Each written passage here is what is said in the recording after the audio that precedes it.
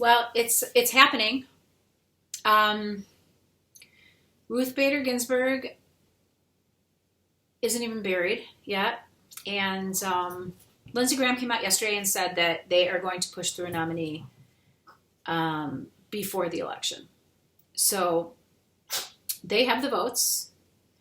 The people I thought might slow it down, Mitt Romney and Murkowski, whoever, they're all on board. And suddenly they just think that's the right thing to do. So I'm not surprised at all.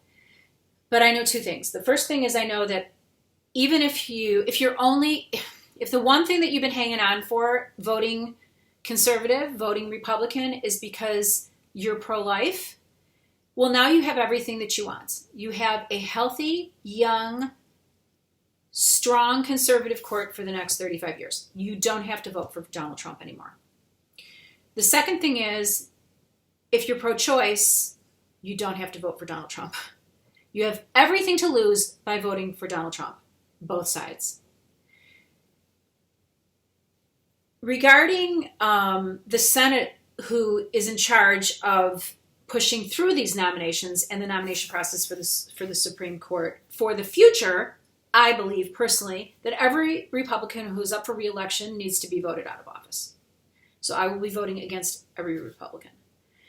And that's because I believe in a balance of power. I just think things need to have a checks and balance. I don't think that one person or one party should be able to just cram through their agenda without caring about what anybody else thinks. So there's these two things going on. There's this gerrymandering and the voter suppression. Gerrymandering is like moving around districts to benefit a particular party. So that's simplified, but that's the best explanation I have for taking 2 seconds.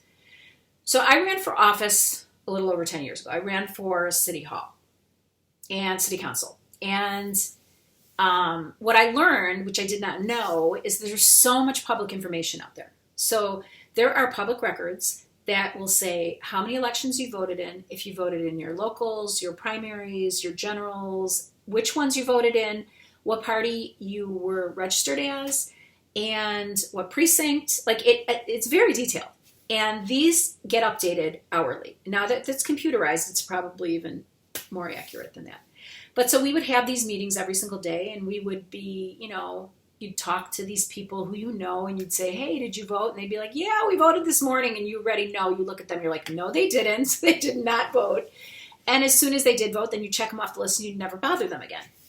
So the Republican Party, the Senate races specifically, are very, very mobilized. They're they're organized, they're well-funded, they know what they're doing, and they're very targeted.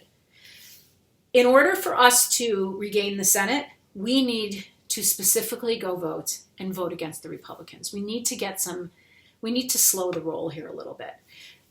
Senators right now are doing what they want to do to get through their agenda, which is kind of what we expected. But the other piece is that the ones who may want to do the right thing and hold off are paralyzed with fear that Donald Trump is going to ruin their reputations, their legacies, and make their lives very difficult, because that's what he's done. He's done that with everybody from Jim Comey to General Mattis, excuse me, to anybody, Rex Tillerson. Anybody who had a decent reputation before touching the Trump name is destroyed if they don't do exactly what he wants them to do.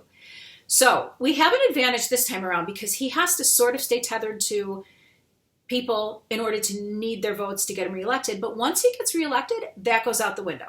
So if you think it's crazy now, you've seen nothing.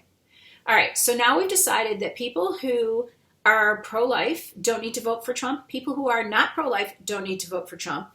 People who want to get back to their lives, those people should not be voting for Donald Trump.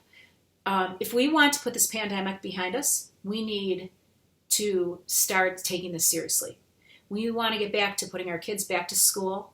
We want to go back to work. We want to go to movies and restaurants. We want to visit our aging parents at assisted living places and nursing homes. None of this is going to happen until Donald Trump is gone. It's not going to happen. He is just unaffected by the reality of what we need to do to get this under control. You cannot even count on government agencies and websites being reliable because they're ran by friends and family members of his, which is just the sad You can't even make this up. He's got somebody at the CDC website changing, cutting and pasting information and not doing it correctly. There's nobody fact checking.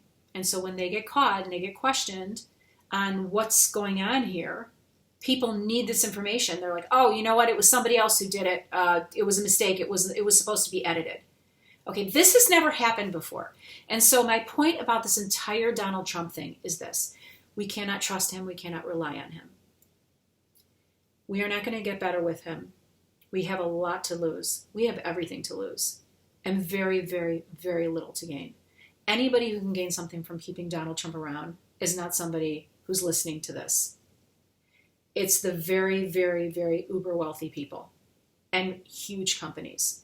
So I don't know what else I can say that's going to help. I just, we got to get some grown-ups in office. Nobody can sit this one out. You got to bring your kids. Anybody over the age 18 has to go. And one last thing, I mentioned the gerrymandering, but the voter suppression stuff about the United States Postal Service, he's been like beating it to death at the rallies about how the United States Postal Service is not reliable, and he's taking away ballot counters and ballot boxes, and it's not safe to vote through the mail. Well, the thing is the United States Postal Service is not a business. It is the United States Postal Service, not the United States Postal Business. It's not supposed to make a profit. It's not supposed to be some wildly successful service. It's doing its function. If you want a premium service, you go to UPS or you go to FedEx. Okay, so when he just says something and doubles down, says it with conviction, and is like, yeah, get rid of the United States Postal Service, and everybody else is like, yeah, I hate them. They're slow and they're not reliable. That's why they're so cheap, because they're a service. And we need to think through what the consequences of our actions are of just not taking this stuff so seriously. There is a lot to lose here. Okay, done for the ramble for the day, I think.